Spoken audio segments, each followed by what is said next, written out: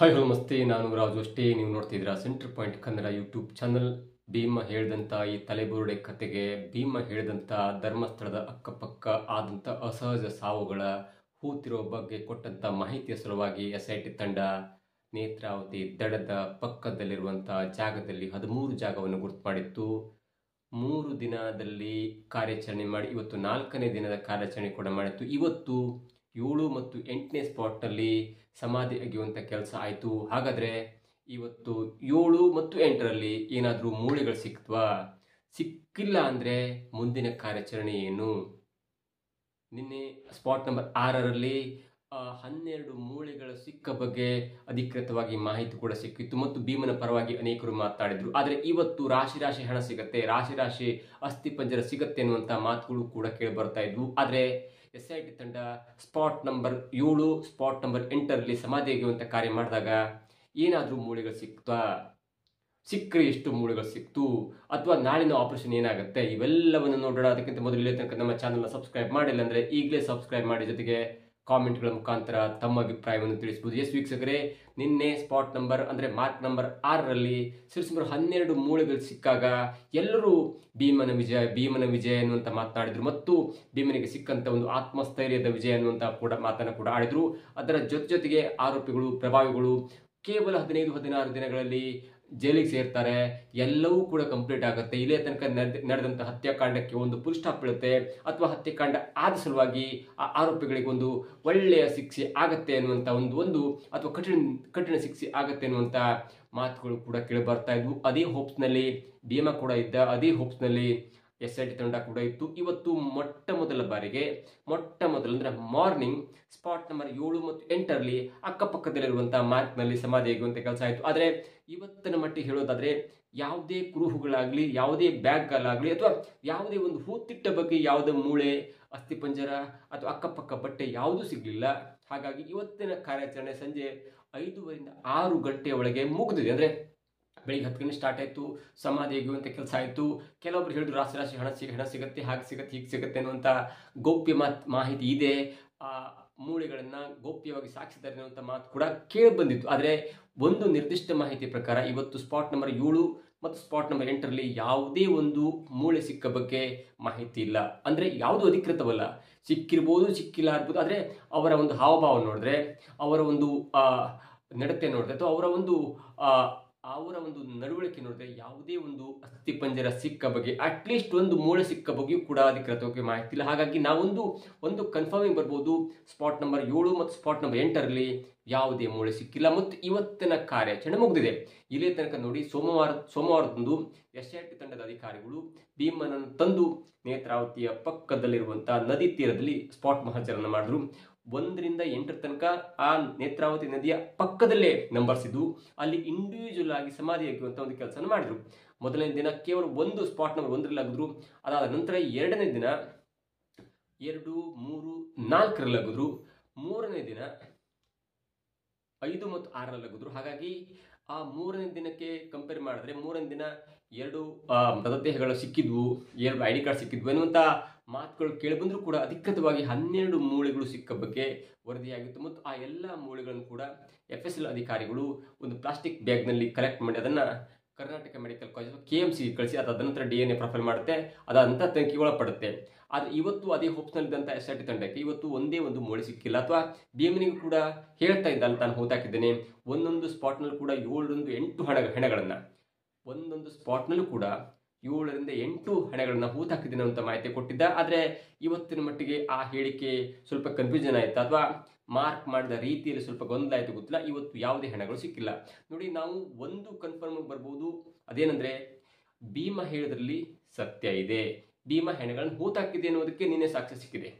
ಅದರ number variation ಆಗ್ಬೋದು, ಅವನು ಹೇಳಿದಂಥ 16ರಲ್ಲಿ 1 ಸಿಕ್ಕಿರ್ಬೋದು, ಅಥವಾ ಜಾಗದ ವಿಷಯದಲ್ಲಿ ಸ್ವಲ್ಪ ಗೊಂದಲ ಇರ್ಬೋದು. ಯಾಕಂದರೆ ನೀವು 2019ರಲ್ಲಿ ನೇತ್ರಾವತಿ ನದಿ ಉಕ್ಕಿ ಹರಿದಿತ್ತು ಮತ್ತು ಪ್ರವಾಹ ಬಂದಿತ್ತು. ನಿಮಗೆ ಮಲೆನಾಡು ಅಥವಾ ಕರಾವಳಿ ಭಾಗದಲ್ಲಿ ಈ ಪ್ರವಾಹ ಬಂದಾಗ ಒಂದು ನದಿಗೆ 100 ತೊರೆಗಳು ಸೇರ್ಕೊಂಡು ಬಿಡುತ್ತೆ. ಆ 100 ತೊರೆಗಳು, 1000 ಎಕರೆಗಳಲ್ಲಿ ಸುರಿದಂಥ ಮಳೆ ಒಂದೇ ನದಿಗೆ ಹರಿಬೇಕಾಗತ್ತೆ. ಹಾಗಾಗಿ ಒಂದು ದೊಡ್ಡ ನದಿ ಉಕ್ಕ ಹರಿದ್ರೆ ಸರಿಸುಮಾರು 7ರಿಂದ 8 ಅಡಿ ಎತ್ತರದ ಹರಿಯುತ್ತೆ ಮತ್ತು ಆ ಬರುವಾಗ ಆ ಗುಡ್ಡಗಳಿಂದ ಮಡ್ಡು, ಮರಗಳು, ಪ್ಲಾಸ್ಟಿಕ್ ಚೀಲಗಳು, ಮರದ ಸಾಮಾನುಗಳು ಎಲ್ಲೆಲ್ಲಿ ಪ್ರವಾಹದಿಂದ ಬರುತ್ತಲ್ಲ ಅವೆಲ್ಲವನ್ನು ಕೊಚ್ಕೊಂಡು ಬರುತ್ತೆ. ಜೊತೆಗೆ ಅಕ್ಕಪಕ್ಕದ ನದಿ ಅಕ್ಕಪಕ್ಕದ ಒಂದು ಜಾಗಕ್ಕೆ ಅದನ್ನು ಬಿಸಾಡ್ಬಿಡುತ್ತೆ. ಜೊತೆಗೆ ಹೊತ್ಕೊಂಡು ಬರುವಾಗ ಮಣ್ಣನ್ನು ಕೂಡ ಹೊತ್ಕೊಂಡು ಬರುತ್ತೆ. ಜೊತೆಗೆ ಮಣ್ಣನ್ನು ಕೂಡ ನದಿಯ ಪಕ್ಕದಲ್ಲಿ ಮರಳು ರೂಪದಲ್ಲಿ ಅಥವಾ ಮಡ್ ರೂಪದಲ್ಲಿ ಹಾಕ್ತವೆ. ಜೊತೆಗೆ ಅದೇ 2019ರಲ್ಲಿ ಆ ನೇತ್ರಾವತಿಯ ಪಕ್ಕದಲ್ಲಿರುವಂಥ, ಈಗ ನಾವು ಸ್ಪಾಟ್ ತೋರಿಸಿದ್ವಲ್ಲ, ಅಂದರೆ spot number 1, spot number 2, spot number 3, spot number 4, spot number 5, 6, 7, 8 ಈ ಇಂಡಿವಿಜುವಲ್ ಸ್ಪಾಟ್ಗಳು ಮುಚ್ಚಿ ಹೋಗಿರುವಂಥ ಒಂದು ಚಾನ್ಸ್ ಇದೆ ಎನ್ನುವುದು ಕೂಡ ಸ್ಥಳೀಯರು ಹೇಳ್ತಾ ಇದ್ದಾರೆ. ಹಾಗಾಗಿ ಭೀಮಾ ಆ ಸ್ಪಾಟನ್ನು ತೋರಿಸುವಾಗ, ಸ್ಥಳ ಮಹಜರನ್ನು ತೋರಿಸುವಾಗ ಅಲ್ಲಿ 2 ಥರದ ಸ್ಥಳ ಮಹಜರಾಗುತ್ತೆ. ಒಂದು ನೇತ್ರಾವತಿಯ ದಡದ ಪಕ್ಕದಲ್ಲಿರುವಂಥ ಈ ಸ್ಪಾಟ್ ಇದೆಯಲ್ಲ, 1 ರಿಂದ 8 ಸ್ಪಾಟ್ಗಳಲ್ಲಿ ಇಂಡಿವಿಜುವಲ್ ಆಗಿ ಹೆಣಗಳನ್ನು ಹೂತಾಕಿದ್ದೇನೆ. ಕಾಲಕ್ಕೆ ತಕ್ಕಂತೆ ಒಂದ್ಸಲ ಹೆಣ ಬಂದಾಗ ಒಂದು ಹೂತಾಕೊಂಡು ಮತ್ತೆ ಹೋಗ್ತೇನೆ, ಮತ್ತೆ ಮೇಲ್ವಿಚಾರಕರು ಬಂದು ಗದರಿಸಿದಾಗ ಮತ್ತೆಷ್ಟು ದಿನ ಆಗಿರುತ್ತೆ ಮತ್ತೆ ಒಂದು ಹೂತಾಕಿರ್ತೇನೆ ಅಂತ ಮಾತನ್ನು ಕೊಡ್ತಾನೆ. ಹಾಗಾಗಿ ನೇತ್ರಾವತಿಯ ಪಕ್ಕದಲ್ಲಿ ನಂಬರ್ 1 ರಿಂದ ನಂಬರ್ 8 ತನಕ ಅವನು ಸ್ಪಾಟ್ನ ಹಿಡುತ್ತಾನೆ. ಅದಾದ ನಂತರ ಕೆಲವೊಂದು ಸಾಮೂಹಿಕವಾಗಿ ಒಂದು 3-4 ಬಂತು, 5-6 ಬಂತು ಎನ್ನುವಂಥ ಸಮಯದಲ್ಲಿ ಇಲ್ಲಿ ಆಗಲ್ಲ ಎನ್ನುವ ಕಾರಣಕ್ಕಾಗಿ ಆ ನೇತ್ರಾವತಿ ದಡದಲ್ಲಿ ನೇತ್ರಾವತಿ ನದಿ ಒಂದು ಬ್ರಿಡ್ಜ್ ಕಟ್ಟಿರ್ತಾರಲ್ಲ, ಆ ಬ್ರಿಡ್ಜ್ ಪಕ್ಕದಲ್ಲಿ ಒಂದು ರೋಡ್ ಹೋಗುವಾಗ ಆ ರೋಡಿನ ಗಂಟೆ ಹೋದರೆ ನಿಮ್ಗೆ ಒಂದು ಅರ್ಧ ಕಿಲೋಮೀಟರ್ ಹೋದಾಗ ಅಲ್ಲಿ ಲೆಫ್ಟ್ ಸೈಡಲ್ಲಿ ದೊಡ್ಡ ಕಾಡಿದೆ, ರೈಟ್ ಸೈಡಲ್ಲಿ ಕಾಡಿದೆ. ಆದರೆ ಆ ಪೊಲೀಸರಿಗೆ ಭೀಮಾ ಹಿಡಿದಂಥ ಮಾಹಿತಿ ಪ್ರಕಾರ ಆ ಲೆಫ್ಟ್ ಸೈಡ್ನ ಗುಡ್ಡದಲ್ಲಿ ಅಂದರೆ ಬೆಟ್ಟದಲ್ಲಿ ಸರಿಸುಮಾರು 9 ರಿಂದ 12 ಸ್ಪಾಟ್ಗಳು, ಅಂದರೆ ಬರೋಬ್ಬರಿ 4 ಸ್ಪಾಟ್ಗಳನ್ನು ಗುರುತು ಮಾಡಿದೆ. ಅಲ್ಲಿ ಒಂದ್ಸಲ 4, ಒಂದ್ಸಲ 5, ಒಂದ್ಸಲ 3 ಹೀಗೆ ಸಾಮೂಹಿಕವಾಗಿ ಒಂದೇ ಒಂದು ಗುಂಡಿಯಲ್ಲಿ ಒಮ್ಮೊಮ್ಮೆ 4-5 ಹೆಣಗಳನ್ನು ಹೂತಾಕಿರುವುದಾಗಿ ಮಾಹಿತಿಯನ್ನು ಕೊಟ್ಟಿದ್ದಾನೆ. ಹಾಗಾಗಿ ನಾಳೆ ಈ ನದಿಯ ಪಕ್ಕದಲ್ಲಿರುವಂಥ ಈ 1 ರಿಂದ 8 ಸಮಾಧಿ ಆಗುವಂಥ ಕೆಲಸ ಮುಗಿದಿದೆ. ನಾಳೆ 9, 10, 11, 12 ಮಾರ್ಕ್ನಲ್ಲಿರುವಂಥ ಸ್ಥಳ ಮಜ್ಜ ಅಂದರೆ ಸಮಾಧಿ ಆಗುವಂಥ ಅಥವಾ ಎಕ್ಸಿಬಿಷನ್ ಆಗುತ್ತೆ. ಅದಾದ ನಂತರ ಅದರ ಜೊತೆಗೆ ನಾಳೆನೂ ಕೂಡ ಅಷ್ಟು ಸುಲಭವಿಲ್ಲ. ಯಾಕಂದರೆ ಇವತ್ತು ಅಥವಾ ಮಂಗಳವಾರದಿಂದ ಇವತ್ತು ನಡೆದಂಥ 4 ದಿನ ಕಾರ್ಯಾಚರಣೆಯಲ್ಲಿ ಮಿನಿ ಹಿಟಾಚಿಯನ್ನು ಬಳಸಲಾಗಿತ್ತು. ಯಾಕಂದರೆ ಮ್ಯಾನ್ಯುವಲಿ ನಿಮಗೆ 8x8 ಅಥವಾ 15x12 ಹೀಗೆ ಅತ್ಯಂತ ದೊಡ್ಡವಾಗಿ ಬಾವಿ ಆಕಾರದಲ್ಲಿ ಮಣ್ಣನ್ನು ತೆಗಿಬೇಕು, ಮತ್ತೆ ಮಣ್ಣನ್ನು ಹೊರಗೆ ಹಾಕಬೇಕು.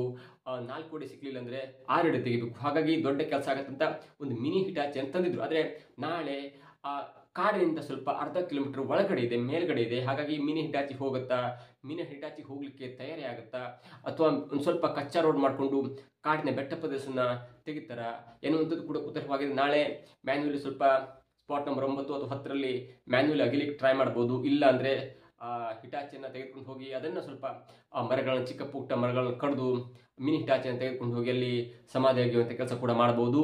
ಅದಾದ ನಂತರ ನಾಳೆ ನಾಡಿದ್ದು ಅಂದರೆ ಸ್ಪಾಟ್ ನಂಬರ್ 9, 10, 11, 12ರಲ್ಲಿ ಒಂದೊಂದು ಗುಂಪಾಗಿ ನಾನು ಹೆಣಗಳನ್ನು ಹೂತಾಕಿದ್ದೇನೆ ಅಂತ ಮಾಹಿತಿ ಕೊಡ್ತೀನಿ. ಹಾಗಾಗಿ ಈ 4 ಸ್ಪಾಟ್ಗಳನ್ನು 2 ದಿನದಲ್ಲಿ, ಅಂದರೆ ನಾಳೆ ಮತ್ತು ನಾಡಿದ್ದಲ್ಲಿ ಅಗಿಯುವಂಥ ಕೆಲಸ ಆಗ್ಬೋದು.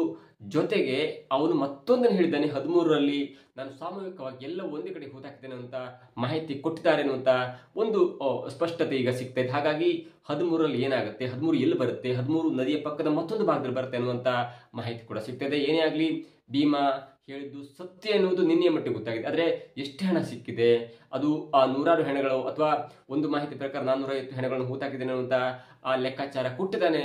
ಜೊತೆಗೆ ಇವರೇ ಹೇಳಿದ್ದಾರೆ ನನಗೆ ಮೇಲ್ವಿಚಾರಕರು ಇವರೇ ಎನ್ನುವಂಥ ಒಂದು ಸ್ಪಷ್ಟ ಲಿಖಿತ ರೂಪದಲ್ಲಿ ಅಥವಾ 164 ಸ್ಟೇಟ್ಮೆಂಟಲ್ಲಿ ಆರೋಪಿಯ ಹೆಸರನ್ನು ಕೂಡ ಹೇಳಿದ್ದಾನೆ ಅನ್ನುವಂಥ ಮಾಹಿತಿ ಇದೀಗ ಹರಿದಾಡ್ತಾ ಇದೆ. ಅದೇನೇ ಆಗಲಿ ಅವೆಲ್ಲ ತನಿಖೆ ನಂತರ ಆಗುತ್ತೆ ಅಥವಾ ತನಿಖಾ ಅಧಿಕಾರಿಗಳಿಗೆ ಸಂಬಂಧಪಟ್ಟು. ನಮ್ಮ ಒಂದು ಮಾಹಿತಿ ಪ್ರಕಾರ ಇದೀಗ ಸ್ಪಾಟ್ ನಂಬರ್ 1 ರಿಂದ ಸ್ಪಾಟ್ ನಂಬರ್ 8 ಸಮಾಧಿ ಅಗದಿದ್ದಾಗಿದೆ. ಅಲ್ಲಿ 12 ಮೂಳೆಗಳು ಸಿಕ್ಕ ಬಗ್ಗೆ ವರದಿಯಾಗಿದೆ. ಆ 12 ಮೂಳೆಗೂ ಕೂಡ ಈಗ FSL ತಂಡದ ಅಧಿಕಾರಿಗಳು KMCಗೆ ಕಳಿಸಿದ್ದಾರೆ. ಅದು ಮುಂದಿನ ಹಂತದಲ್ಲಿ ಆಗುತ್ತೆ. ಆದರೆ ನಾವು ಸಮಾಧಿ ಅಗೆಯುವಂಥ ಒಂದು ಕಾರ್ಯಕ್ಕೆ ಬಂದಾಗ ನಾಳೆಯಿಂದ 9, 10 ನಾಡಿದ್ದು 11, 12 ಸಮಾಧಿ ಅಗೆಯುವಂಥ ಒಂದು ಕೆಲಸ ಆಗುತ್ತೆ. ಅಲ್ಲಿ ರಾಶಿ ಹೆಣಗಳು ಸಿಗ್ಬೋದು, ಸಿಗದೇ ಇರ್ಬೋದು. ಯಾಕಂದರೆ ನಿಮಗೆ ಒಂದ್ಸಲ ಲ್ಯಾಂಡ್ ಸ್ಲೈಡ್ ಆದಾಗ ಅಲ್ಲಿ 4-5 ಫೀಟು 16 ಫೀಟ್ಗಳು ಮಣ್ಣು ಕೆಳಗೆ ಬೀಳುತ್ತೆ. ಹಾಗಾಗಿ ಅವನು 2014ರಲ್ಲಿ ಕೆಲಸವನ್ನು ಬಿಟ್ಟು ಹೋಗಿರ್ತಾನೆ. ಅವನು ಹೆಣ ಹೂಳುವಂಥ ಕೆಲಸ ಮಾಡಿ 1995ರಿಂದ 2014 ತನಕ ಅವನು ಹೆಣ ಹೂಳುವಂಥ ಕೆಲಸ ಮಾಡಿದ. ಹಾಗಾಗಿ ಅಲ್ಲಿ ಚಿಕ್ಕ ಮರ 1995 ಇದ್ದಂಥ ಚಿಕ್ಕ ಗಿಡಗಂಟೆ ಇದೀಗ ದೊಡ್ಡ ಮರವಾಗಿ ಬೆಳೆದಿರ್ಬೋದು. ಹಾಗಾಗಿ ಅಲ್ಲಿ ಸ್ಥಳಗಳನ್ನು ಗುರುತಿಸುವಲ್ಲಿ ಸ್ವಲ್ಪ ವಿಫಲ ಆಗಿರ್ಬೋದು. ಆದರೆ ಲಾಯರ್ ಜಗದೀಶ್ವರ್ ಹೇಳಿದಂತೆ ನಿಮ್ಗೆ ಹೆಣ ಸಿಗಬೇಕಂದ್ರೆ ಈ ಡ್ರೋನ್ ಮುಖಾಂತರ ಅಥವಾ ಪೆನಿಟ್ರೇಟಿಂಗ್ ಡಿವೈಸ್ಗಳ ಮುಖಾಂತರ ಕೆಳಗಡೆ ಏನಿದೆ, ನಾವು ಈಗ ಬೋರ್ವೆಲ್ ತೆಗೆಸುವಾಗ ಅಥವಾ ಬಾವಿ ತೆಗೆಸುವಾಗ ಒಂದು ಜಲದ ಮಷೀನ್ ತೆಗೆಸ್ಕೊಂಡು ಇಲ್ಲಿ ನೀರಿದೇನು ಅಂತ ಕಂಡು ಹಿಡಿತೀವಿ. ಹಾಗಾಗಿ ಅಂಥ ಒಂದು ಡಿವೈಸ್ ಅಂತ ತೆಗೆದುಕೊಂಡು ಅಲ್ಲಿ ಮೂಳೆ ಇರುವ ಬಗ್ಗೆ ಮಾಹಿತಿ ಇದ್ದರೆ ಮಾತ್ರ ನೀವು ಆ ಸಮಾಧಿಯನ್ನು ಅಗೆಯುವಂಥ ಕೆಲಸ ಮಾಡಿ ಅನ್ನುವಂಥ ಒಂದು ಸಲಹೆಯನ್ನು ಲಾಯರ್ ಜಗದೀಶ್ ಕೊಟ್ಟರು. ಅದು ಒಂದು ಮಟ್ಟಿಗೆ ಸರಿಯಾಗತ್ತೆ. ಯಾಕಂದರೆ ಅವರು ಹೇಳಿದ ಪ್ರಕಾರ ಕಾಡುಗಳನ್ನು ಕಡಿಬೇಕಾಗತ್ತೆ, ಮ್ಯಾನ್ ಪವರ್ ವೇಸ್ಟ್ ಆಗುತ್ತೆ. ಜೊತೆಗೆ ಇಡೀ ಮಾಧ್ಯಮ ಇಡೀ ರಾಜ್ಯದ ಸಮಸ್ಯೆಗಳನ್ನೆಲ್ಲವನ್ನು ಬಿಟ್ಟು ಇದೀಗ ನೇತ್ರಾವತಿ ದಡದಲ್ಲಿ ಬಂದು ಕೂತ್ಕೊಬಿಟ್ಟಿದೆ. ಎಲ್ಲವೂ ಕೂಡ ತೊಂದರೆ. ಹೀಗಾಗಬಾರ್ದಿತ್ತು, ಬೇಗ ಮುಗಿಸ್ಬೇಕಿತ್ತು ಮತ್ತು ಬೇಗ ಆ ಪ್ರಕರಣಕ್ಕೆ ಇದೇ ಸರಿ ಹಾಡಬೇಕಿತ್ತು ಅನ್ನೋ ದೃಷ್ಟಿಯಲ್ಲಿ ಲಾಯರ್ ಜಗದೀಶರು ಒಂದು ಒಳ್ಳೆಯ ಸಜೆಷನ್ ಕೊಟ್ಟಿದ್ದಾರೆ. ಆದರೆ ಸರ್ಕಾರ ಮತ್ತು SIT ಯಾವ ಮಟ್ಟಿಗೆ ಅದನ್ನು ಗಂಭೀರವಾಗಿ ಪರಿಗಣಿಸುತ್ತೋ ಅನ್ನೋದನ್ನು ಕೂಡ ಕಾದು ನೋಡಬೇಕಾಗಿದೆ. ಏನೇ ಆಗಲಿ, ಇವತ್ತಿನ ಮಟ್ಟಿಗೆ ಯಾವ ಮೂಳೆಯೂ ಸಿಕ್ಕಿಲ್ಲ. ನಾಳೆ ಮೂಳೆ ಸಿಗ್ಬೋದೇನುವಂಥ ಲೆಕ್ಕಾಚಾರ ಇದೆ. ಯಾಕಂದರೆ 9, 10, 11, 12ರಲ್ಲಿ ಅಂದರೆ ಈ ರಸ್ತೆಯ ಪಕ್ಕದಲ್ಲಿರುವಂಥ ಲೆಫ್ಟ್ ಸೈಡಲ್ಲಿರುವಂಥ ಒಂದು 100 ರಿಂದ 200 ಮೀಟರ್ ಒಳಗಡೆ ಇರುವಂಥ ಆ ಜಾಗದಲ್ಲಿ ಈಗಾಗಲೇ ಬೃಹತ್ ಮರಗಳಿವೆ. ಯಾಕಂದರೆ ಸಮಾಧಿ ಮಾಡುವ ಟೈಮಲ್ಲಿ ಅವು ಕೂಡ ದೊಡ್ಡದಾಗಿದ್ವು. ಹಾಗಾಗಿ ಆ ಸ್ಪಾಟ್ಗಳಲ್ಲಿ ಹೆಣ ಹೂತಿರೋ ಬಗ್ಗೆ ಒಂದು ಸ್ಪಷ್ಟ ನಂಬಿಕೆ ಇದೆ ಭೀಮನಿಗೆ. ಹಾಗಾಗಿ ನಾಳೆ ಸಮಾಧಿ ಆಗುವಂಥ ಕೆಲಸ ಆಗಿದ್ರೆ 9, 10ರಲ್ಲಿ ಆದರೆ ನಾಳೆ ಮೃತದೇಹಗಳು ಸಿಗ್ಬೋದು ಅಥವಾ ಮೂಳೆಗಳು ಸಿಗ್ಬೋದು. ಮೂಳೆ ಸಿಕ್ಕಿದ್ರೆ ಮತ್ತೆ ಆತ್ಮವಿಶ್ವಾಸ ಆಗುತ್ತೆ ಮತ್ತು SIT ಕಾರ್ಯಾಚರಣೆಗೆ ಸ್ವಲ್ಪ ಅನುಕೂಲ ಆಗುತ್ತೆ. ಒಂದು ವೇಳೆ ಸಿಗಲಿಲ್ಲ ಅಂದರೆ ಮತ್ತೆ 1-2 ದಿನದಲ್ಲಿ ಎಲ್ಲ ಕಾರ್ಯವನ್ನು ಮುಗಿಸಿ SIT ತಂಡ ಪ್ಯಾಕಪ್ ಮಾಡಿ ಬೆಂಗಳೂರಿಗೆ ಬರುವಂಥ ಎಲ್ಲ ಸಾಧ್ಯತೆ ಕೂಡ ಇದೆ. ನೋಡಿ, ನಾವು ಮೊದಲು ಚಿಕ್ಕವರಿದ್ದಾಗ ಅಥವಾ ಈಗಲೂ ಮಾಧ್ಯಮ ನೋಡುವಾಗ, TV ನೋಡುವಾಗ ಎಲ್ಲಾದರೂ ಒಂದು ಕೊಳೆ ಇದನ್ನು ಮಗು ಬಿತ್ತಂದರೆ ದೇವರಲ್ಲಿ ಪ್ರಾರ್ಥನೆ ಮಾಡ್ಕೊಳ್ತೀವಿ, ದೇವರೇ ಬೇಗ ಮಗು ಹೊರಗೆ ಬರಲಿ, ಯಾವುದೇ ಜೀವಕ್ಕೆ ಅಪಾಯ ಆಗದಿರಲಿ, ಮಗು ಹೊರಗೆ ಬರಲಿ ಅನ್ನುವಂಥ ಒಂದು ಪ್ರಾರ್ಥನೆ ಮಾಡ್ಕೊಳ್ತೀವಿ. ಆದರೆ ಈಗಿನ ಒಂದು ಪ್ರಾರ್ಥನೆ ಏನಾಗಿದೆ ಅಂದರೆ, ಸಮಾಧಿಯಾಗಿತ್ತಾದರೆ ಮೂಳೆ ಸಿಗಲಿ ಅನ್ನುವಂಥ ಪ್ರಾರ್ಥನೆ ಇದಾಗ್ಬಿಟ್ಟಿದೆ. ಎಂಥ ವಿಪರ್ಯಾಸ, ಎಂಥ ಕಾಲ ಬಂದ್ಬಿಡ್ತಲ್ವಾ.